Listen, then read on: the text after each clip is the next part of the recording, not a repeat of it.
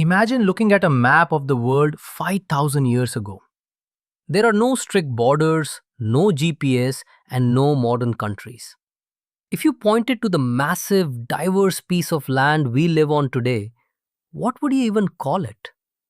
India is a very old land, and just like a person growing up, our country has gone through a fascinating journey of changing names and shifting identities.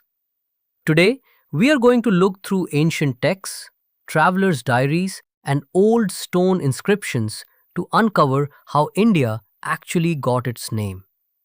Let's start from the very beginning with the people who actually lived here. If you open India's oldest text, the Rig Veda, written several thousand years ago, you won't find the word India. Instead, the northwestern part of the subcontinent is called Sapta Sindhava, which translates beautifully to the land of the seven rivers. The word Sindhava comes from Sindhu, the ancient name for the mighty Indus River. As time passed, literature began to name specific regions. In the epic Mahabharata, you see names that are incredibly familiar to us right now. Kashmir for Kashmir, Kurukshetra for Haryana, Vanga for Bengal, and Kerala for, well, Kerala. But when did the entire subcontinent get one single unifying name? In that same epic, the Mahabharata, two massive names emerge for the whole country. The first is Jambudvipa. This literally translates to the island of the jamun tree fruit. The jamun is native to India, and over time, this beautiful poetic name was used to represent the entire subcontinent.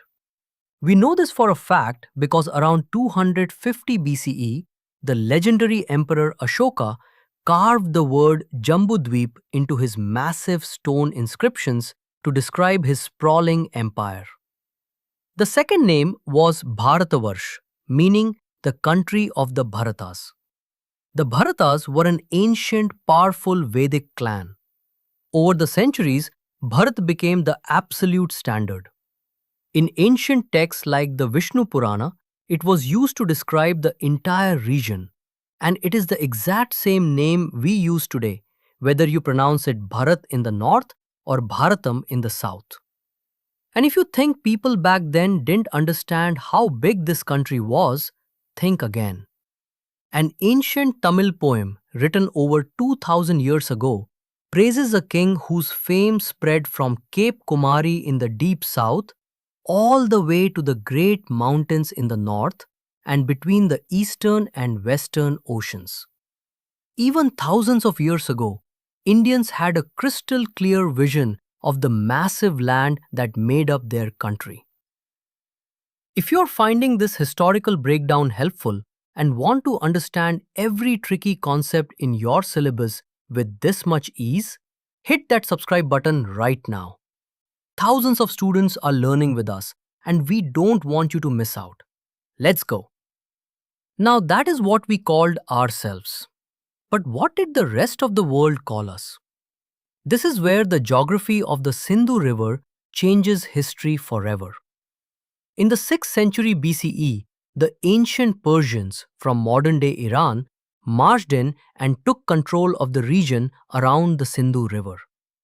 But in the Persian language, they pronounced it slightly differently. They called the region Hind, Hidu, or Hindu. Here is a massive historical misconception. In ancient Persian, the word Hindu had absolutely zero connection to the Hindu religion. It was purely a geographical term to describe the people living around the river.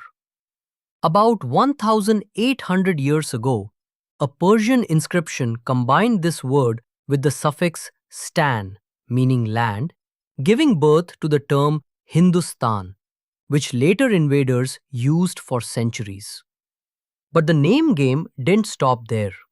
The ancient Greeks based their maps on Persian records. However, the Greek language doesn't have the letter H. Since they couldn't pronounce Hindu, they just dropped the first letter. It became Indoi or Indike. Meanwhile, the ancient Chinese were making the treacherous journey across the mountains to trade and learn. They also based their names on the Sindhu River, calling our land Yintu or Yindu.